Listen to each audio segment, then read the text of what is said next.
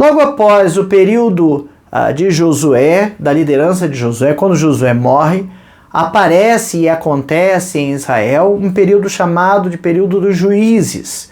São em torno de 350 anos em que eu tenho líderes à frente do povo, conduzindo, geralmente entrando no momento em que o povo precisava de uma libertação e liderando o povo por um tempo. Quando a gente fala assim, juízes, pelo menos quando eu era menor, eu imaginava que um juiz era aquele togado, né?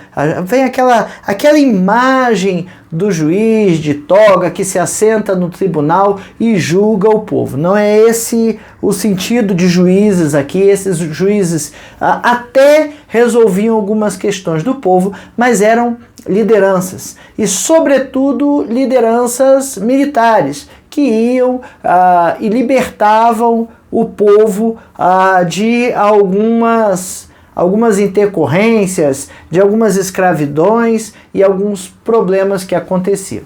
Lá em Juízes 17, versículo 6, o versículo 6 começa assim: naqueles dias não havia rei em Israel. E aí apareceram os juízes. Não haviam reis, apareceram líderes. Veja que Josué, ele não fez uma transição dele para frente, né, para uma liderança seguinte. Ele entendeu que cada família, cada tribo teria a sua liderança e seguiria ali à frente.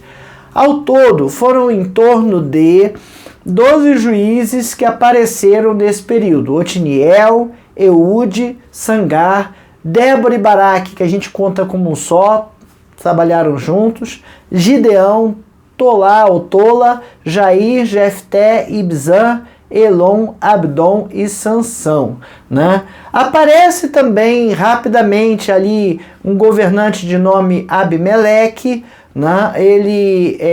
Mas não foi chamado por Deus para atuar como juiz. Aparece Eli, que foi sumo sacerdote no tempo da juventude do profeta Samuel. Ele aparece como sumo sacerdote, serviu como juiz de Israel por 40 anos, tá certo? E depois aparece como o último juiz ou o último profeta ali, libertador do povo, Samuel. Esses também aparecem como juízes, ok? Agora, o que a gente precisa perceber é que a nação de Israel, ela ainda era nova, ela ainda estava se acostumando a ser uma única nação. E aí esse livro relata pra gente lutas, fracassos e métodos distintos que Deus usou, não só para libertar o povo, mas também para trazer o povo de volta à realidade e mostrar os seus pecados, levar o povo ao arrependimento. Cada juiz que Deus levantou, ele usou de uma forma diferente. E a gente vai ver alguns desses casos daqui para frente. Não havia rei em Israel, como disse o início do versículo 6 do capítulo 17. E ele continua assim: cada um fazia o que achava mais reto. Não havia, naqueles dias não havia rei em Israel, e cada um fazia o que achava mais reto. Olha, quando cada um segue a sua própria consciência ou a sua própria opinião, as coisas não vão dar muito certo, porque a gente não pensa igual. Nós pensamos diferentes, e o que é certo para um muitas vezes não é entendido como certo para outro. Isso causa uma série de dificuldades. O povo precisava ter algum tipo de unidade para que a coisa funcionasse, né? A gente vai ver ali uma frase recorrente, né? De cada um fazia o que achava mais reto. E a gente vai ver que essa frase ou essa atitude de Israel leva o povo ao fracasso, não leva a uma vitória, não leva a um lugar bom. O povo precisava ter um mínimo de unidade de pensamento, O povo precisava caminhar juntos numa determinada direção. Deus deixou uma missão, né? Josué deixou missão para aquelas tribos todas elas tinham uma terra a conquistar, tinham inimigos a destruir e a eliminar, e todos eles tinham que vigiar o tempo todo para não se misturar com os povos. E a gente vai ver que, infelizmente, cada um fazia o que achava mais reto. E às vezes o que a gente acha que é reto, aos nossos olhos, nem agrada a Deus. A gente precisa ter muito cuidado com isso. A gente tem o costume de olhar as coisas erradas e de tanto olhar as coisas erradas, se acostumar com elas. Não ver problema. O que tem? Todo mundo faz, não pega nada, né? Não você, a lei não me pega, não vai me punir por causa disso. E a gente acha e cai nesses erros, e muitas vezes esses erros são terríveis. Fazer contra a vontade de Deus é terrível. Bom, essa é a lição de número 7 da revista Palavra e Vida, edição número 78. A revista Palavra e Vida é editada pela Convenção Batista Fluminense, está disponível no site batistasfluminense.org.br. Você pode acessar o site, baixar uma versão dela em PDF para acompanhar, ou você pode comprar também no Kindle, e tem ela distribuída no Kindle. Esta revista tem por tema Fé, Fidelidade e Força, um estudo em Josué, Juízes e Ruth, e foi escrita pelo pastor Fábio Martins. Já vencemos a parte do livro de Josué e estamos entrando agora da parte do livro de Juízes. E essa lição de número 7 tem, a introdutória aqui do livro de Juízes, tem por tema fidelidade e arrependimento. E a gente vai ver que os juízes foram levantados por Deus para libertar o povo após um arrependimento. Mas já chegamos lá. Vamos lá. O primeiro tópico da nossa lição fala fidelidade e arrependimento para obedecer. E o capítulo introdutório, né, relata alguns detalhes da conquista ou da não conquista do povo de Deus, né? Ele revela ali que o povo não tomou as suas terras como deveria. E como deixou os povos habitando ali em volta e meia essas nações se uniam ou se fortificavam ou se armavam e invadiam o território do povo de Israel. Isso causava problemas, isso causava brigas, causava vários tipos de intercorrências, né? Mas tudo isso porque o povo não tinha cumprido a sua missão. Lembra, Josué distribuiu a terra e disse que tinha que expulsar aqueles povos de lá. E o povo não expulsou. Vamos lá, primeiro capítulo, versículo 19, diz assim: esteve o Senhor com Judá e esse despovoou as montanhas, porém não expulsou os moradores do vale, porquanto tinham carros de ferro. Olha só que motivo bobo. Não expulsou os moradores do vale, porque tinham carros de ferro. Eles tinham blindados, vamos falar assim na linguagem de hoje. Então não vou conseguir não. Deixa aquele pessoal do vale, a gente expulsa só quem está na montanha. Senhores, quem deu a vitória para Israel não foram os guerreiros de Israel, foi Deus. Juízes 1, 21. Porém os filhos de Benjamim não expulsaram os jebuseus que habitavam em Jerusalém. Antes os jebuseus habitavam com os filhos de Benjamim em Jerusalém, habitam, né? Com os filhos de Benjamim em Jerusalém até o dia de hoje. Olha só, além de não expulsar, coabitar, admitiu os jebuseus no meio da tribo de Benjamim. Juízes 1, de 27 a 33. Manassés não expulsou os habitantes de Bet-Sean, nem os de Taanaque, nem os de Dor, nem os de Ibleão, nem os de Megido, nem com todas as suas respectivas aldeias, pelo que os cananeus lograram permanecer na mesma terra. Quando, porém, Israel se tornou mais forte, sujeitou os cananeus a trabalhos forçados e não expulsou-os em todo. Não era essa. A ideia não era essa. A ideia não era sujeitar ninguém a trabalho forçado. Era expulsar, matar, destruir, tomar a terra.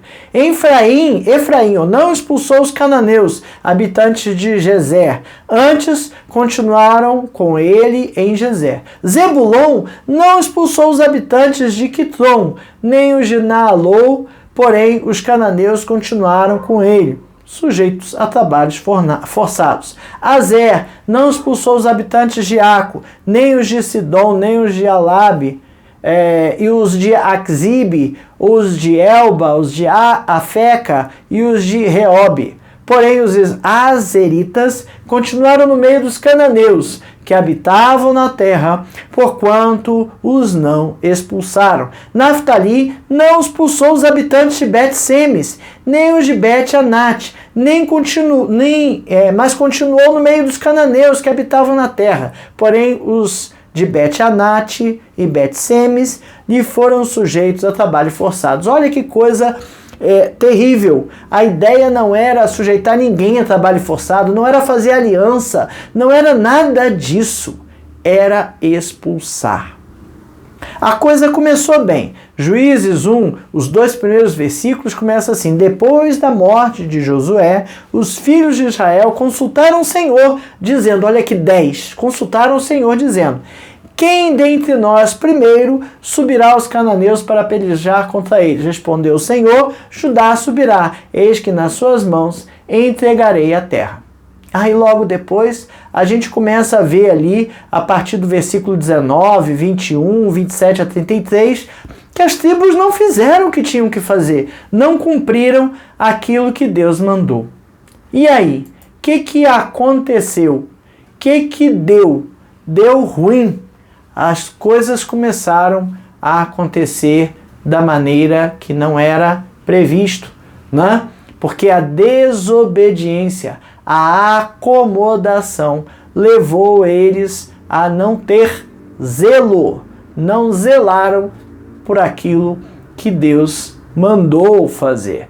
E aí as dificuldades começaram a acontecer. Além disso tudo, além deles deixarem os povos lá, eles se contaminaram com os ídolos desses povos. Eles corromperam. Sabe, quando a gente tem um pecado no meio de nós e a gente deixa o pecado quietinho ali, calmo, tranquilo, né? E só olha, ele está errado, mas é a opção dele, deixa lá, né? Daqui a pouco a gente já está aceitando o pecado no meio de nós. E daqui a pouco a gente não tem mais nojo do pecado, não temos mais aversão ao pecado. A gente começa a deixar o pecado quietinho ali no canto, não está me incomodando, e a gente começa a se acostumar com ele. Isso é terrível. A ordem era desocupar a terra. A ordem era destruir os inimigos. Deus sabia que se o povo não fizesse isso, ele ia se contaminar, ele ia se misturar. E dito e feito, foi o que o povo fez. Juízes 2, de 1 a 5, diz assim: Deus repreende os israelitas. Subiu o anjo do Senhor a Gilgal, de Gilgal a Boquim, e disse: do Egito vos fiz subir e vos trouxe a terra que sob juramento havia prometido a vossos pais. Eu disse: nunca invalidarei a minha aliança convosco.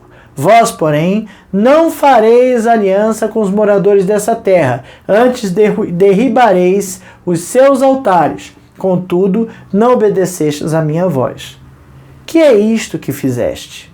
Pelo que também eu disse: não os expulsareis de diante de vós, antes vos serão por adversários, e os seus deuses serão por laços. Sucedeu que, falando o anjo do Senhor essas palavras a todos os filhos de Israel, levantou o povo a sua voz e chorou.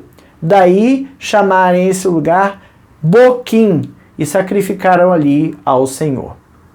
Os filhos de Israel fizeram o que era mal aos olhos do Senhor. Eles começaram a se misturar, eles começaram a fazer alianças, eles começaram a tolerar a idolatria dos cananeus. Eles não se incomodaram com essa idolatria e começaram a aceitar. Daqui a pouco já estavam lá com eles. Eu tenho muita preocupação quando a gente ouve a frase, o que é que tem? Vê alguma coisa e a gente fica preocupado com aquilo ou incomodado, não se sente bem, aquela coisa não está encaixada direitinho, parece errado. Aí alguém chega e fala, o que que tem? Pronto, aí damos. Aí realmente eu não concordo, eu já fico muito mais alerta, porque quando a gente tenta justificar alguma coisa, a probabilidade da gente estar incorrendo no erro é muito grande. O livro de Josué nos relata lá alegrias, visão celestial, vitória, progresso, fé, liberdade, tudo de bom. Teve sim. Teve a batalha de Ai lá, que o povo caiu, porque Acã tinha pecado. Mas Josué falou com Deus, Deus revelou para ele, e ele foi e levou o povo a se purificar. E a partir daí, ele colheu vitórias, progrediu, ocupou a terra, progrediu na sua fé e teve a sua liberdade. Já no livro de Juízes, a gente vê outras coisas. A gente vê o choro do povo, muitas vezes sendo oprimido por povos que ele não expulsou quando deveria ter expulsado. Interesses terrenos. Olha só, se eu não matar esse povo, eles me servem de servos, então eu posso botar eles para fazer a lavoura aqui e eu vivo tranquilo porque eu tenho servos. Aí com isso vem derrota, declínio, incredulidade e servidão.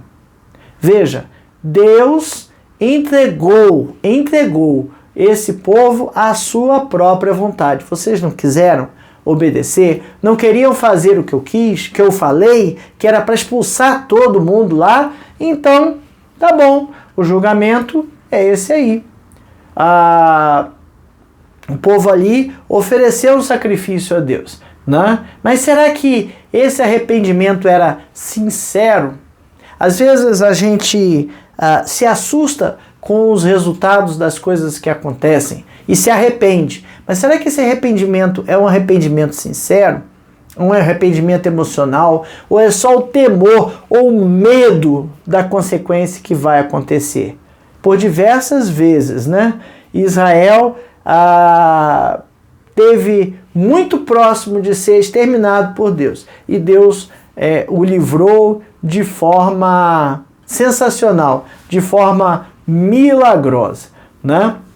Agora, lá em Juízes 3, de 1 a 6, mostra um pouquinho do porquê Deus deixou essas coisas acontecerem. Juízes 3, de 1 a 6 diz assim: são essas as nações que o Senhor deixou para, por elas, provar a Israel.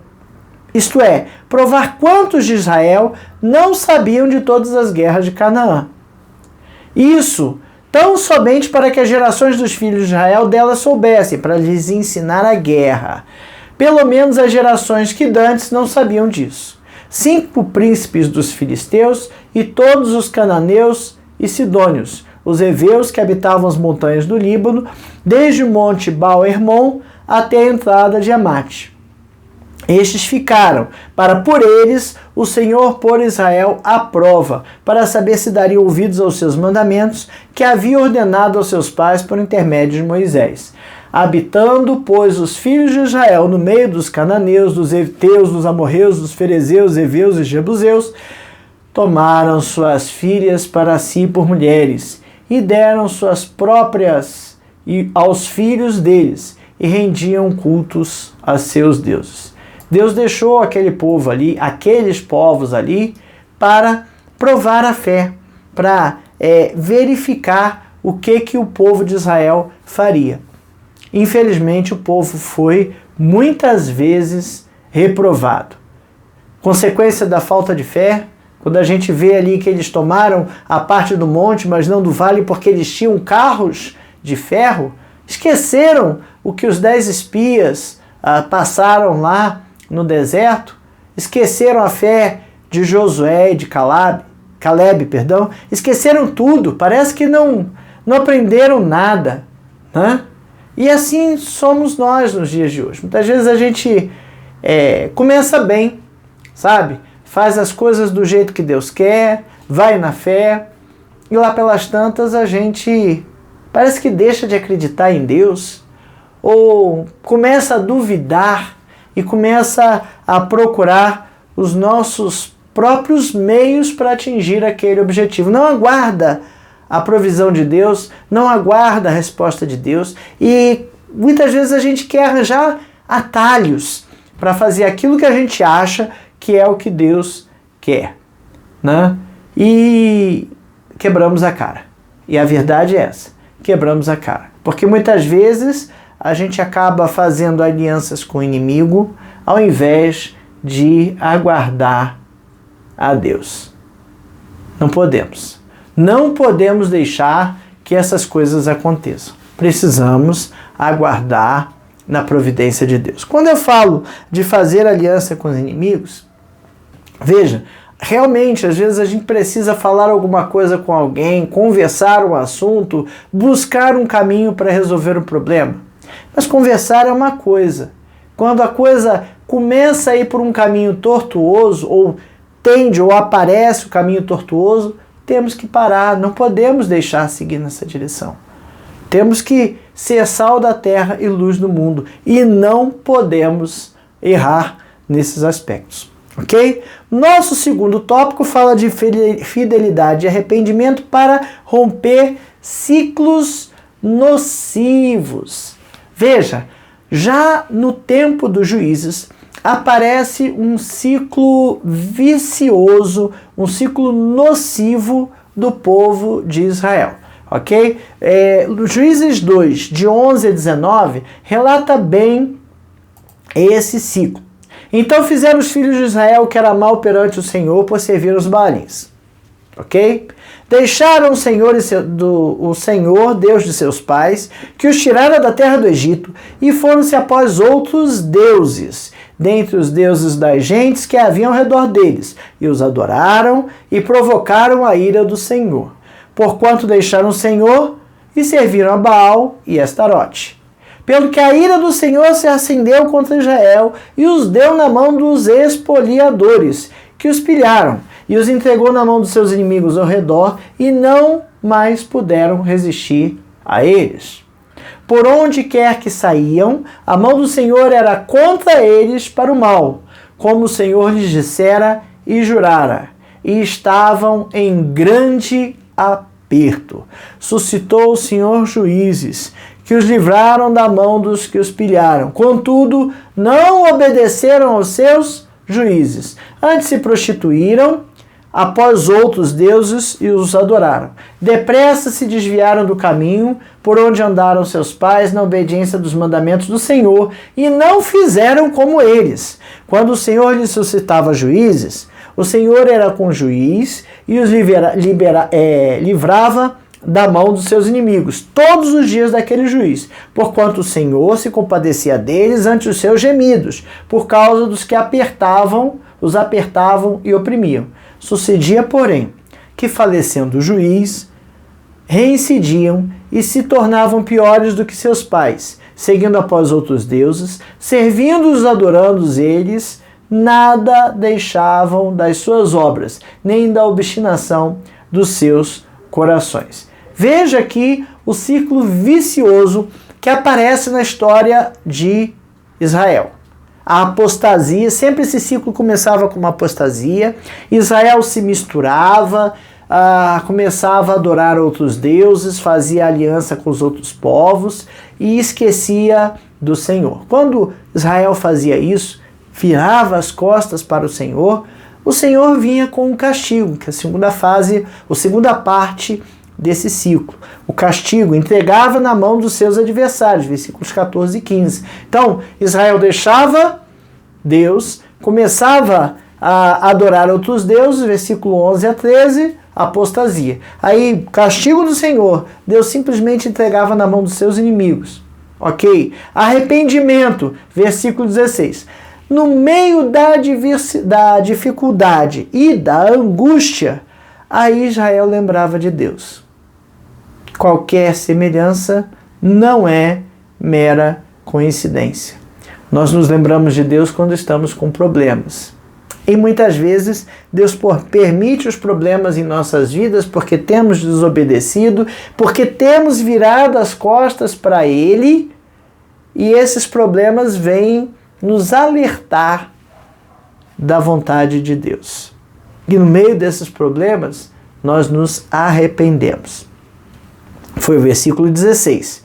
Na sequência, o que Deus fazia e faz, né? Ele entra com a providência, ele entra com a libertação. O Senhor libertava. Como que ele libertava? Ele levantava um juiz, um guerreiro, um líder, e esse juiz governava o povo, e o povo, enquanto tinha aquela liderança, aquele exemplo, permanecia fiel. Aí quando esse juiz, geralmente narra lá um ciclo de paz, um tempo de paz que o povo passava. Quando esse juiz morria, adivinha o que acontecia?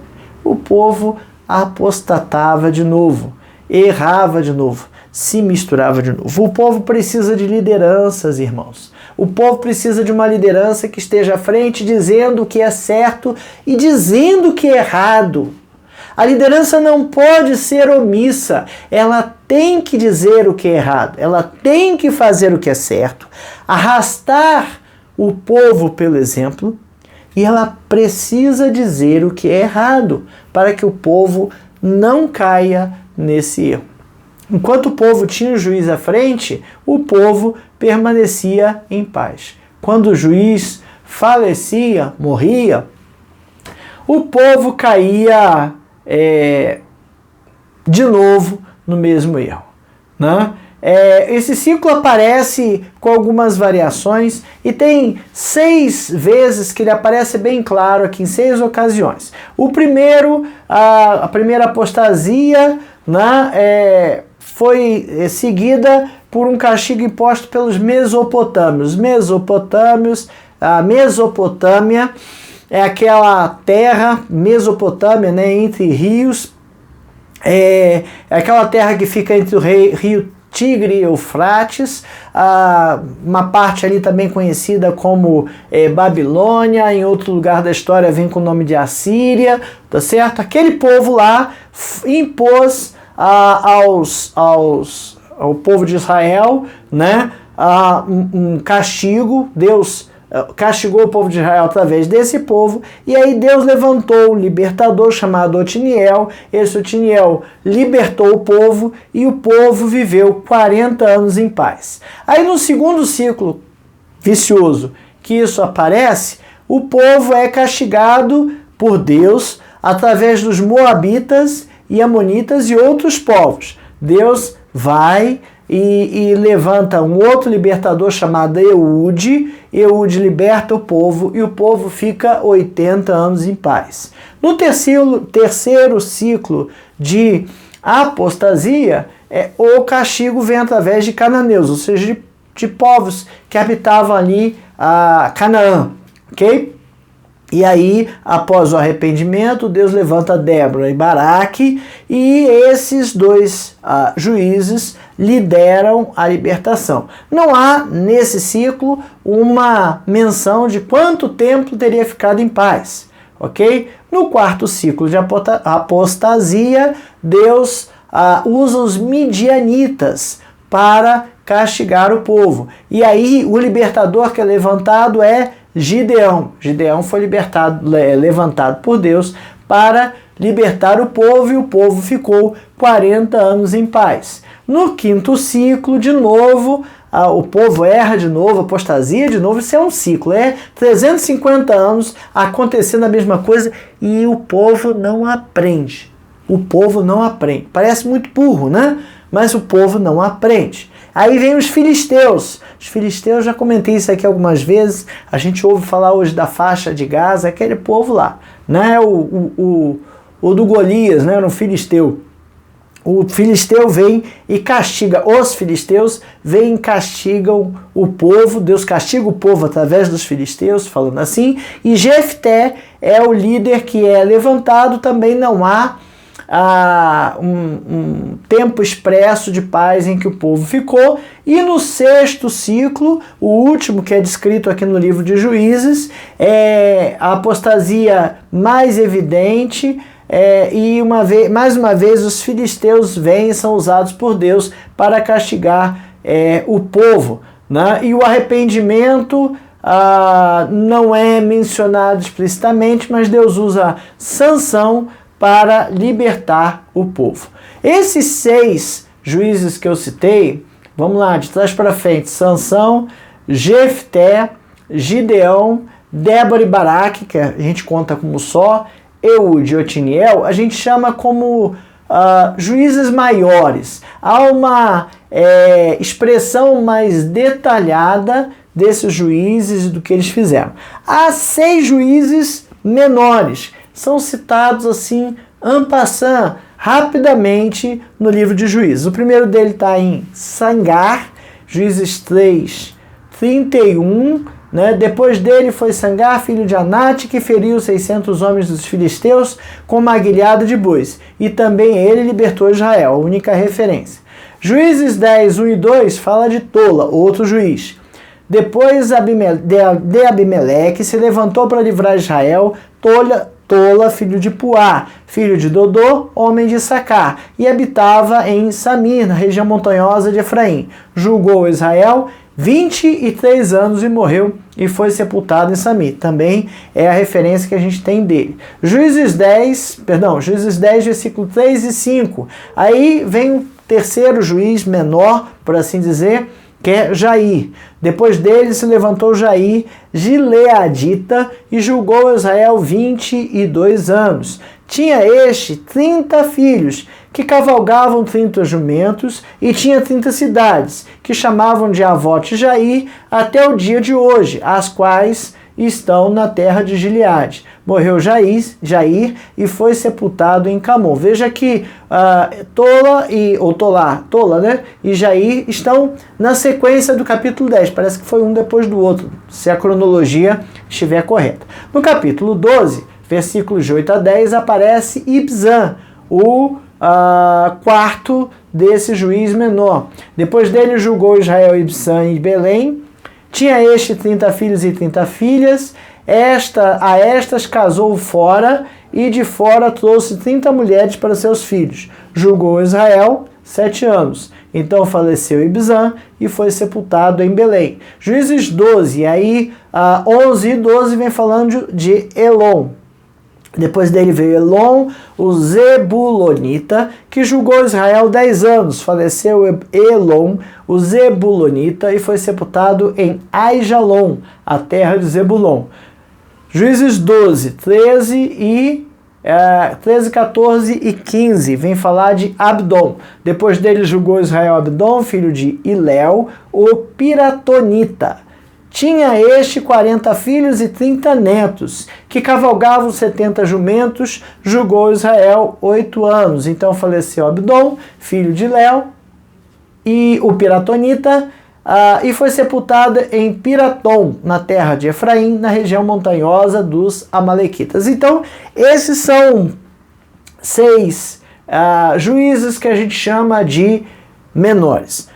Observação, já falei que eram líderes, e juízes não eram homens santos e exemplares. Eles não são aqui sacerdotes nem nada disso. Eles eram líderes que levavam o povo à libertação, líderes colocados por Deus. A gente conhece, por exemplo, alguns, tipo Otiniel e Débora, que eram dignos de imitação. Jefté parece que não conhecia muito bem Yahvé, né? E a gente conhece muito bem a história de Sansão, provavelmente a gente vai ver um pouquinho mais para frente, né? E as suas falhas ali, os seus problemas pessoais, ok? Mas eram líderes colocados por Deus para dar a libertação daquele cativeiro que eles estavam vivendo.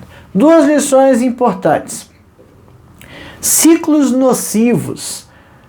E a gente pode estar sujeito a esses mesmos ciclos nocivos. O nosso comentarista usa a palavra movimento, né? Ele fala que às vezes entendemos que a vida cristã precisa de movimento, a gente precisa evoluir, a gente precisa modernizar ou coisas assim. Cuidado! Modernizar, evoluir, costumes ou forma de cultuar não quer dizer amadurecimento cristão. Muito cuidado com isso. Estou dizendo que a forma de cultuar não possa mudar, não estou dizendo que o tipo de música não possa acompanhar as modernidades, eu nem gosto muito, mas enfim, pode. Agora, isso não é maturidade cristã, isso não é crescimento cristão, isso não é avanço do cristianismo, isso é simplesmente modernidade. E a gente precisa ter cuidado com estes ciclos nocivos. Quando a gente está de fato amadurecendo alguma coisa na vida cristã ou quando a gente está dando vazão a vontades e costumes do meio secular, né? Ou do meio profano, por assim dizer, não sacro, para trazer para a nossa igreja. A gente vai ver ao longo da vida da igreja muitas coisas criticadas que depois são aceitas. Eu tenho um pouquinho de idade já, então eu já vi a calça comprida ser criticada para mulher e hoje ser aceita. Eu já vi a bateria e a guitarra serem criticadas e hoje serem aceitas. Como eu não vi o violão ser criticado na igreja e depois ser aceito, porque o violão é um instrumento de seresta, e mesmo o piano, né, que veio para o Brasil muitas vezes como instrumento de cabaré e depois vir a estar dentro da igreja, né? Classicamente o órgão era um instrumento sacro. Então vai ver ali que várias coisas foram acontecendo ao longo do tempo e a gente de fato começou a aceitar e mudar alguns usos e costumes. Mas isso não quer dizer evolução cristã, de jeito nenhum. Isso não quer dizer maturidade cristã. Isso não quer dizer que a gente está louvando melhor, de jeito nenhum. Então quer dizer que a gente está agradando a nós mesmos. Quer dizer que a gente está buscando uma forma mais contemporânea de cantar, cânticos com ritmos que nos agradam mais. Agradam a Deus? Se for de coração, agradam a Deus. Mas a gente tem que ter cuidado na separação das coisas. Porque muitas vezes coisas completamente erradas tentam entrar na igreja. E a gente começa a deixar, dizendo o famoso, o que tem? Não tem problema. Não tem nada a ver. Cuidado com não tem nada a ver, cuidado com o que tem, cuidado com não tem problema. A gente não pode mudar coisas na igreja achando que a gente está melhorando a igreja. Por outro lado, né, esse ciclo dos juízes mostram graça e misericórdia do Senhor, né? Toda vez que o povo estava ali padecendo, Deus ouvia as orações e entrava com providência, entrava com graça e misericórdia, mesmo que o povo agisse com imaturidade. Será que a gente tem agido com imaturidade? Misericórdia. Vamos lá. Nosso terceiro tópico fala assim: fidelidade e arrependimento nos tempos de provação. E aí, o início de Juízes 3, que a gente já leu lá em cima, Deus deixou 5 nações em Canaã. 5 príncipes dos filisteus, cananeus, sidônios e heveus, que a gente leu lá do versículo 3. A aprovação revelou, no entanto, que Israel, de maneira fácil e sem quaisquer resistência, passaram a adorar os falsos deuses. Casaram com suas filhas, com as filhas dos cananeus, e deram suas próprias filhas em casamento, o que mostrou o que está ali escrito no versículo 6. Cuidado, tá? O povo cai facilmente nos erros. A gente tem que ter cuidado com o que a gente ouve da sociedade. Irmãos, a sociedade, no geral, não tem compromisso com Deus. Por isso, nós temos que ser sal e luz. Nós temos o compromisso com Deus. E o nosso compromisso com Deus não é domingo na igreja. Nosso compromisso com Deus é todos os dias, o tempo todo. Seja na igreja, mas seja na escola, em casa, na vizinhança, no trabalho, na rua, no comércio, na nossa vida política, na nossa vida secular ou vida secular. A vida é uma só, né? Mas no nosso dia a dia, nós temos que ser sal da terra e luz do mundo. Temos que ser. Por conta disso, por conta de se misturar ali com aqueles príncipes filisteus, cananeus, sidônios, heveus, Deus deixou com que o povo servisse 8 anos Cusã-Risataim, rei da Mesopotâmia. Está lá no versículo 8. Então, Juízes 3:8. Então a ira do Senhor se acendeu contra Israel, e ele os entregou na mão de Cusã-Risataim, rei da Mesopotâmia, e os filhos de Israel se viram a Cusã-Risataim por 8 anos. Que coisa triste! Deus tem que usar um povo pagão para dar uma lição. Deus usou muitos povos para isso. Assim como Deus, nos nossos dias, usa várias situações para nos castigar. A palavra é castigar. Há uma corrente pedagógica, não, corrigir, disciplinar. Olha, a palavra que está na Bíblia, o que Deus faz com aquele que está errado é castigo. Castigo para que o povo volte e saiba que tem que servir somente a Deus, né? Esses povos que foram deixados lá eram para servir de referência quanto à guerra. Olha lá o versículo 2. Isso tão somente para que as gerações dos filhos de Israel delas soubessem, para lhes ensinar a guerra, pelo menos as gerações que dantes não sabiam disso. Ou seja, aquelas que não tiveram experiência. Deus usou esses povos em múltiplas situações para ensinar, disciplinar, corrigir e castigar o seu povo. Será que a gente tem sido castigado por Deus? Será que a gente tem caído nesse ciclo de apostasia? Deus, apesar dos castigos, apesar das provações, apesar de tudo o que ele fazia para trazer o povo de volta à realidade, ele sustentava a sua nação, né? De maneira soberana, ele controlava as coisas. Ele não deixou que o povo de Deus, que Israel, se extinguisse, né? Mas ele usava esses problemas e esses sofrimentos de modo pedagógico. Será que a gente tem sofrido nos nossos dias de forma pedagógica? Talvez. Talvez não. Provavelmente. Tanto a nível geral como a nível pessoal. Muitas vezes na igreja, a igreja está sofrendo por alguma coisa que a própria igreja, como conjunto, deixou de obedecer a Deus. A nação muitas vezes está sofrendo por alguma coisa que a nação deixou de obedecer a Deus. E eu, muitas vezes, estou sofrendo pela minha desobediência a Deus. E a gente precisa aprender essa lição de fidelidade. Nós precisamos ser fiéis a Deus. Precisamos identificar os nossos pecados. Precisamos confessar e nos arrepender. Para que Deus, sim, mande até nós uma libertação. Obediência a Deus, né? A obediência tem uma ligação direta com arrependimento. Sabe por quê? Porque a gente peca, a gente erra, é assim mesmo.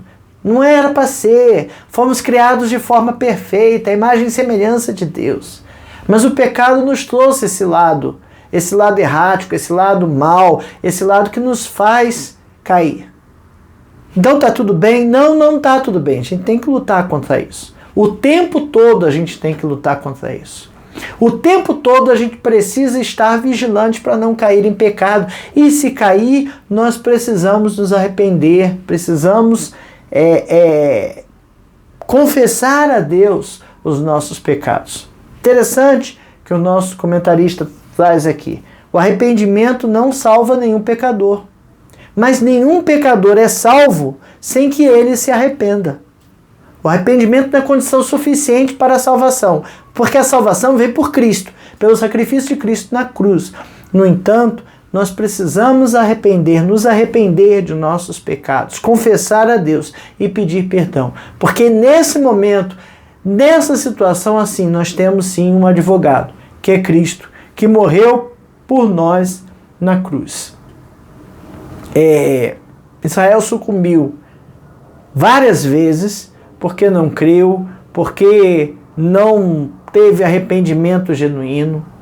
E não é aquele arrependimento, gente, de tô com medo da situação, de tô com medo da consequência. Não é esse não, é o arrependimento genuíno. Realmente eu errei e realmente eu não podia ter feito isso.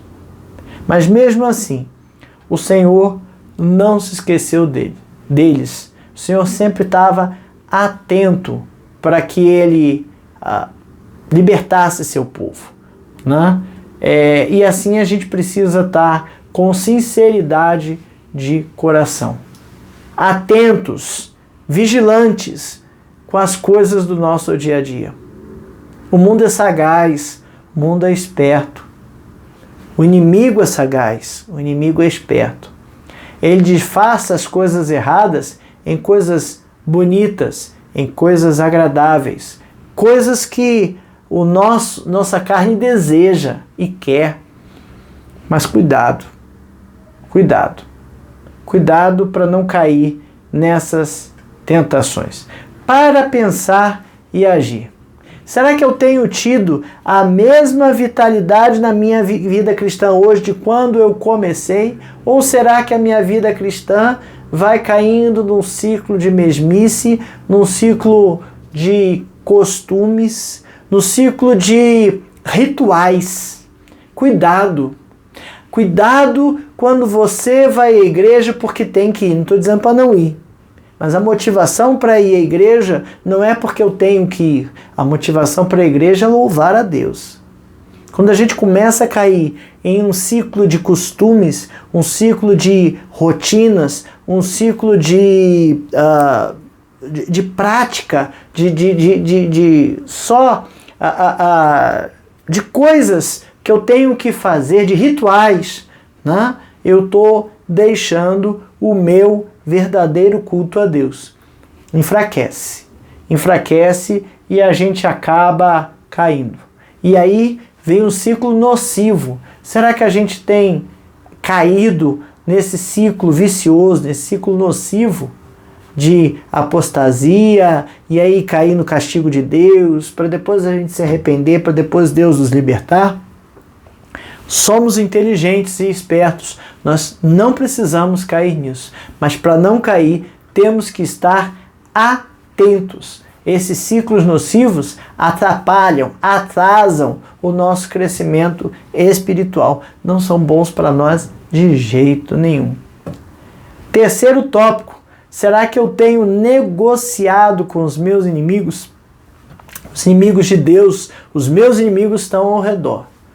E eles sempre vêm tentando negociar algumas coisas.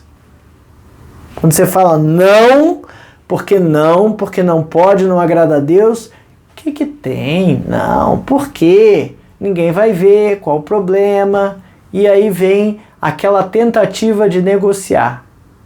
Será que eu tenho negociado? Será que eu tenho estabelecido aliança com eles? Ou será que eu tenho me mantido fiel a Deus? Que Deus nos ajude a nos manter fiéis a Ele em todo o tempo. Podemos cair, não é